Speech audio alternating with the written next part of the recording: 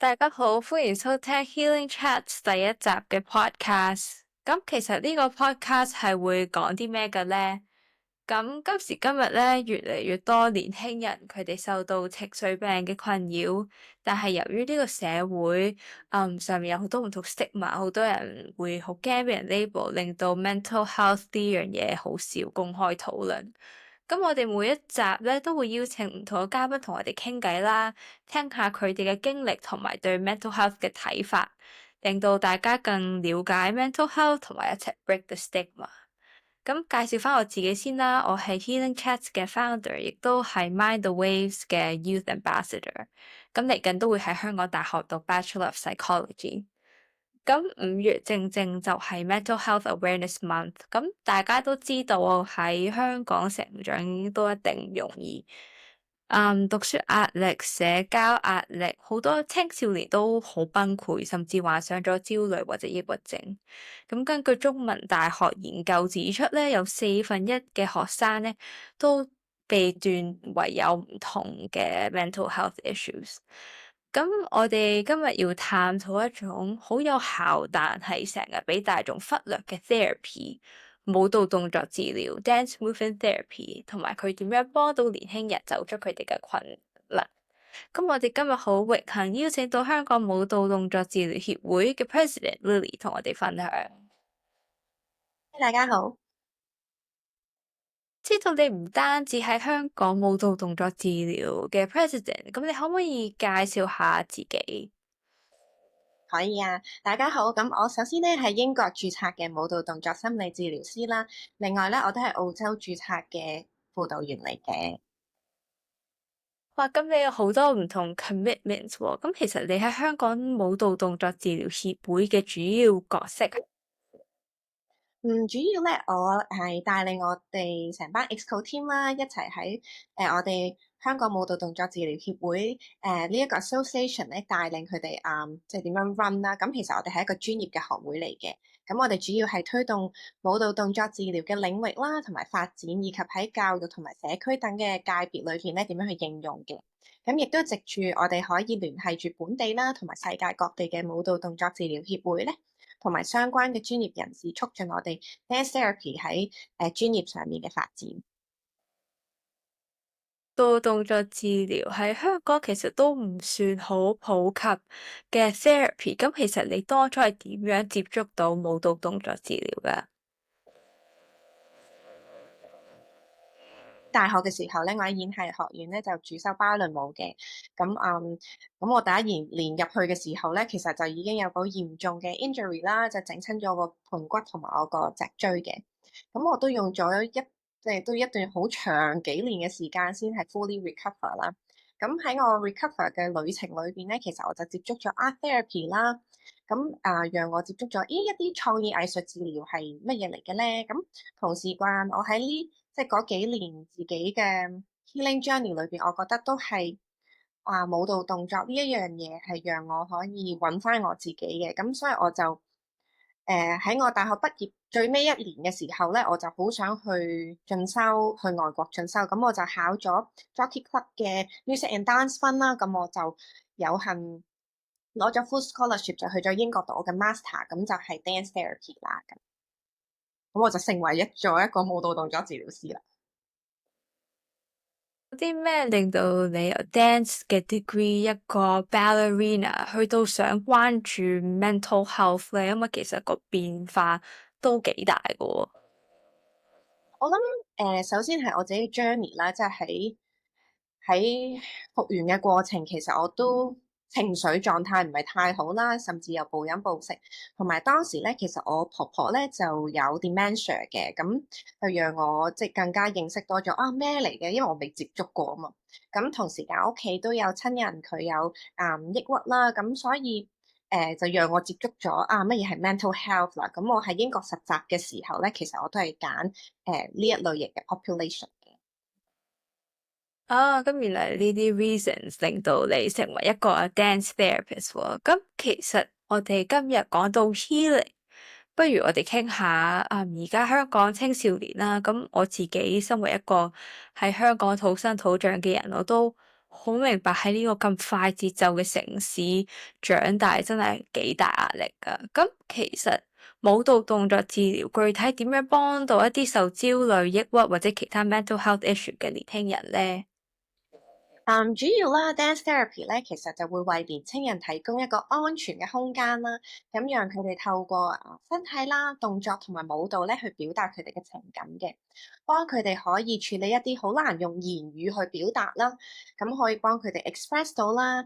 釋放佢哋嘅情緒啦，同埋應對佢哋嘅心理健康挑戰嘅，咁揾到佢哋嘅需要同埋可能佢哋隱藏嘅 meaning 係咩咧？即係我哋點樣可以聆聽佢哋嘅身體同埋感受佢個身體又俾咗一啲咩信息佢哋咧？佢嘅需要係咩？就例如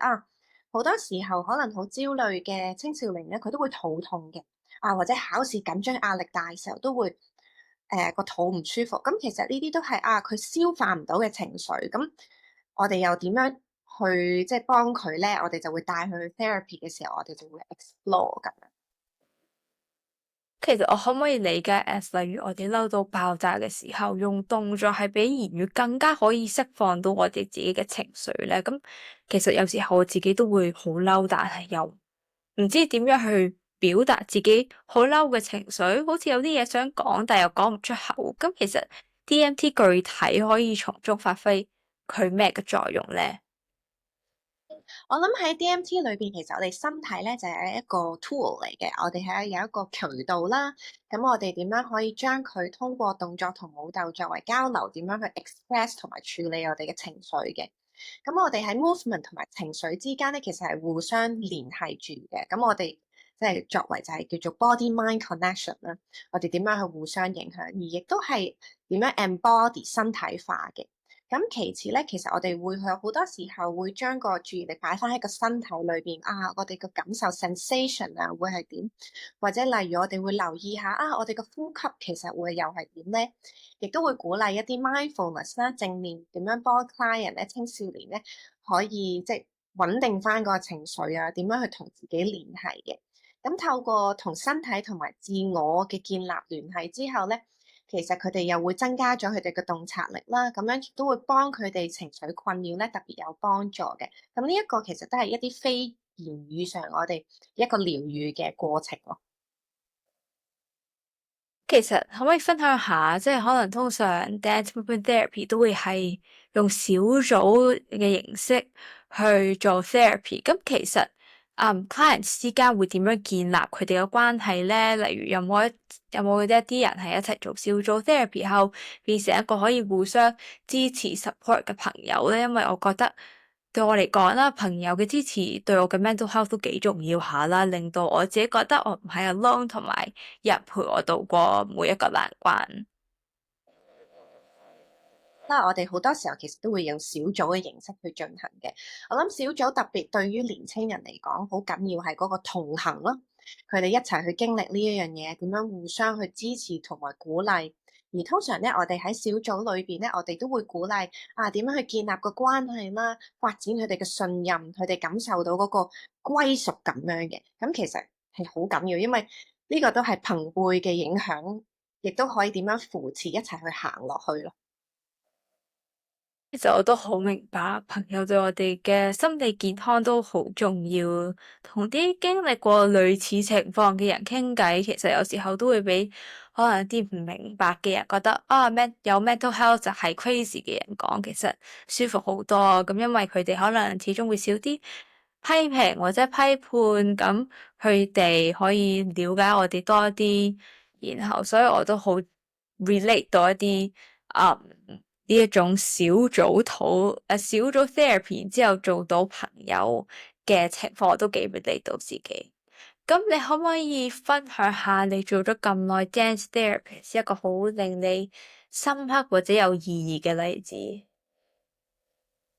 嗯。我諗主要青少年經常會面對到咧，都係一啲身體形象啦、body image 有關嘅呢個挑戰。因為呢啲挑戰咧，其實都係受到社會嘅標準啦、網絡媒體啦，同埋即係朋友之間嘅睇法，其實都好大影響嘅。好多年青人會覺得好難積極咁樣面對自己身體，會導致自信、自尊心會低落啦，甚至會有焦慮同埋抑鬱。咁而網絡世界咧，又經常強調點樣即係理想化咗佢哋嗰個形象啊，亦都加劇咗佢哋嘅 suffer 其實。咁所以喺 dance therapy 裏邊個過程係點樣去慢慢學習、去接納、去欣賞自己獨特咧嘅個體，其實我諗呢個係我好印象深刻嘅。咁我都好知道 body image issue 都係好多年輕人面對緊嘅問題，尤其係 social media 令到我哋成日都有比較 comparison。咁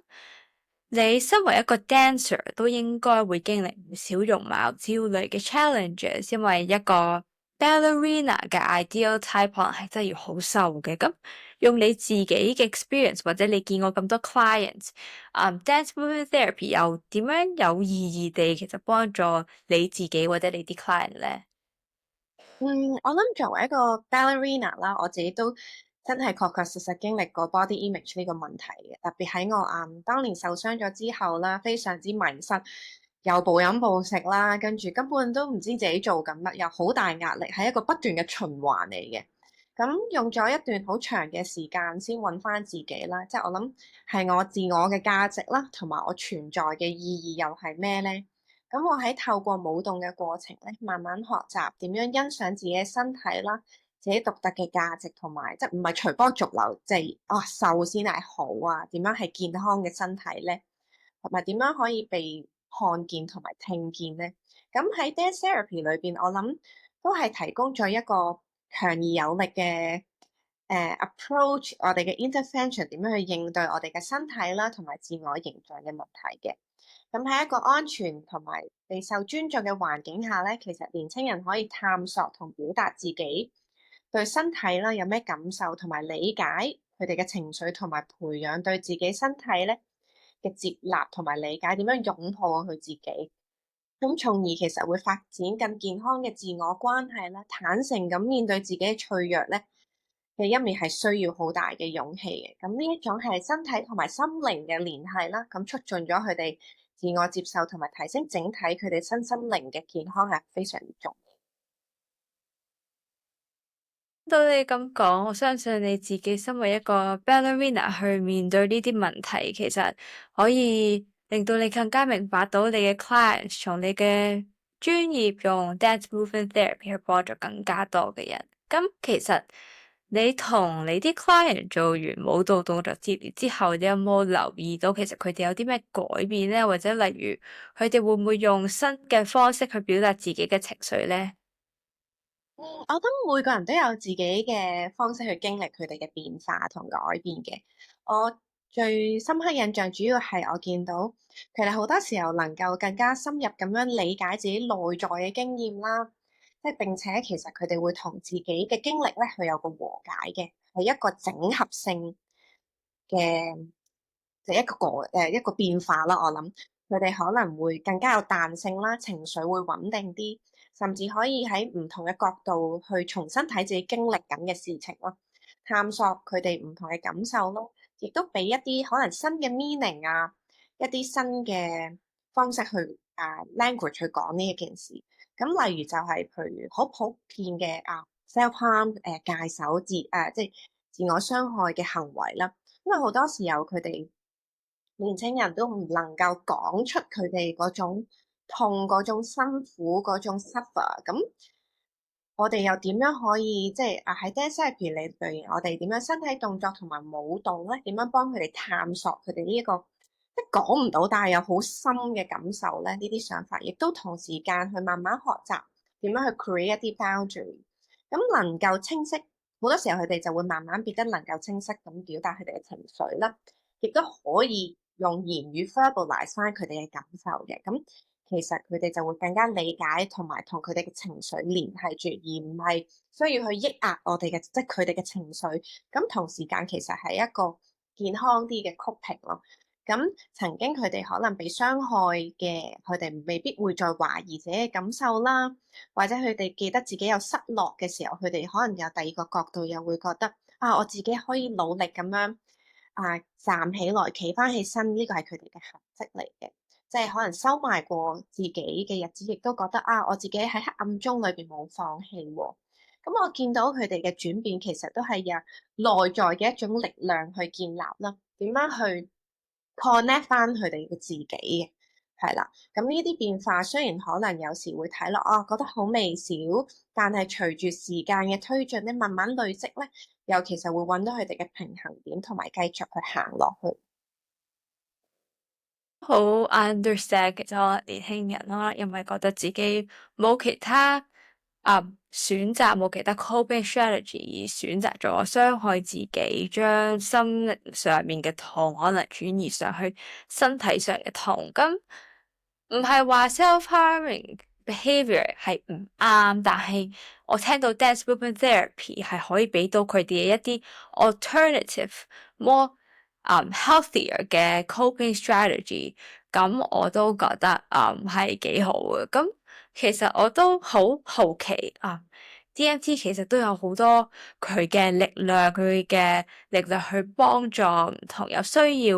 嘅年輕人。咁其實好喺香港引入呢啲咁新嘅 therapy，係咪有一定嘅難度咧？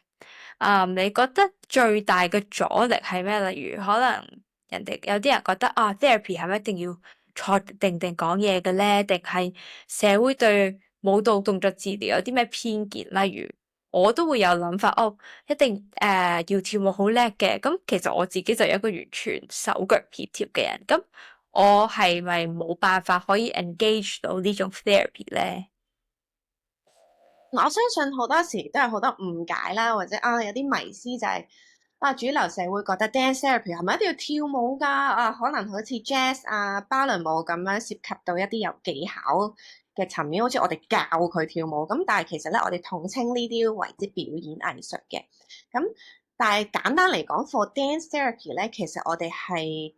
講緊同身體之間嘅一個關係嘅，唔係淨係一定我要好大動作咁樣，簡單到其實連一個呼吸我哋都係 dance therapy 嘅。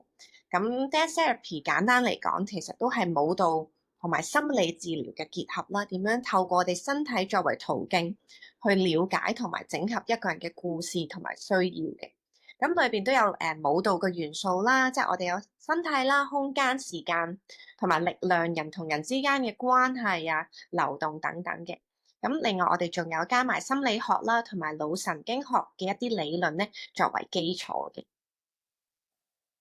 其實真係同我之前諗嘅 therapy 都有所出入，咁因為有細節，但我最差就係跳舞啦。但係聽落去，其實我都可以試下呢種 therapy。咁 in general，其實香港係咪對 mental health 有各種嘅 stigma 咧？咁我覺得咧，青少年好多時候都會 feel ashamed，同屋企人朋友講自己面對緊嘅 mental health 問題，可能佢哋驚俾人標籤做好 crazy 嘅人，或者所以可能佢哋唔會去揾專業人士去幫手，自己默默就忍受呢啲痛苦啦。咁我曾經都好怕求助，唔中意同人分享自己嘅故事，覺得冇人明白我，覺得有唔好嘅情緒就係錯啦。咁同朋友或者家人講自己嘅感受都好似冇咩意義，因為佢哋可能會覺得嗰啲嘢仲 hurt 到自己。例如好多時候都會話我照顧你都好辛苦噶啦，好大壓力噶啦，你哋呢個 generation 已經好幸福噶啦。咁唔知你啲 clients 又會唔會有同類型嘅嘢發生喺佢哋身上咧？都有嘅，其實好普遍好多青少年都會覺得好似好羞恥覺得係咪自己嘅問題啦，亦都嗰個 label，即係甚至好似覺得被標籤我係咪好有問題啊？同時間好多年青人都會擔心喺佢哋即係其他人面前會覺得會被批判會 judge 佢哋，即係不能夠去面對自己，其實都有脆弱嘅一面，好恐懼呢一個存在。咁但係其實咧，倒翻轉我哋普通人咧，都其實需要 therapy 嘅喎，因為 therapy 唔係淨係話所謂有問題嘅人先需要啦。其實 therapy 係去讓人更加明白自己點樣去改善自己嘅身心靈健康咯。係咁所以唔係話有問題嘅人先需要去咯。咁如果有啲家長或者學生問你啊，既然其實有平時嘅傳統心理治療，例如 cognitive behavioral therapy，咁點解要試舞蹈治療咧？咁你又會點回應佢哋？我諗 dance therapy 同心理治療咧，其實都係有效嘅方法嘅，只不過可能我哋針對唔同嘅需求啦。咁例如 CBT 可能專注喺改變佢哋思維啊、行為，咁喺呢方面好有效。但係 dance therapy 咧，就係透過我哋可能儲存咗喺身體裏邊一啲情感啊，或者感受一啲經歷啊，作為治療啦，係一個另外一個角度嘅。咁我哋亦都係言語上無法接觸嘅方法會容易啲嘅，咁因為呢一個係我哋嘅途徑啦，我哋由身體去出發嘅，咁可能有時就會讓到一啲講唔到言語即係表達唔到嘅人會有特別容易啲去幫佢哋去 process 嘅，咁同埋有時咧年青人都會覺得傳統心理治療齋 talk 咁樣，可能都覺得有啲悶，或者佢哋覺得唔係咁。即係咁中意咁樣啦，咁 dance therapy 嘅感覺咧就冇咁正式嘅，即係可能會容易接近啲，或者容易接受啲。特別可能對於一啲比較中意創意表達嘅人嚟講，例如我畫畫，中意即係透過啲 non-verbal 嘅方法去表達嘅青少年咧，其實呢個都係同佢哋比較match 啲嘅，亦都會容易俾佢哋建立到有信心去嘗試啦。咁最重要強調嘅咧，其實我哋唔係 dance therapy 唔係要取代任何心理治療，例如 CBT 等等，而係相反點樣去互補不足咧，同呢啲傳統一啲嘅方法，其實都係為 client 青少年去提供一個另一個角度、另一個層面，我哋一齊點樣去探索咯。我而家都幾明白舞蹈治療其實都有佢嘅價值。咁好奇協會其實有冇啲咩活動或者計劃想透過舞蹈動作治療提升大眾對心理健康嘅關注咧？7號咧，亦都係慶祝我哋10週年嘅成立啦。咁我哋會有個冇說話嘅研討大會嘅，同埋咧我哋會有一系列嘅工作坊啦，同埋一啲 online 嘅 webinar 咧，讓大家更加多機會去認識乜嘢係 dance therapy。咁同時間咧，其實我哋個研討即係嗰個 conference 咧係免費入場嘅。咁我哋嘅工作坊啦，同埋我哋嘅 online webinar 咧，而家都做緊 early bird 係有8折嘅，係啦。哇，咁聽落去都幾有趣，亦都令到大家更加明白到舞蹈動作治療，尤其係啲 online webinars，請咗世界各地唔同嘅 dance therapist，咁令到我哋身處喺香港呢個比較多對 mental health 嘅 stigma，可以聽下呢啲。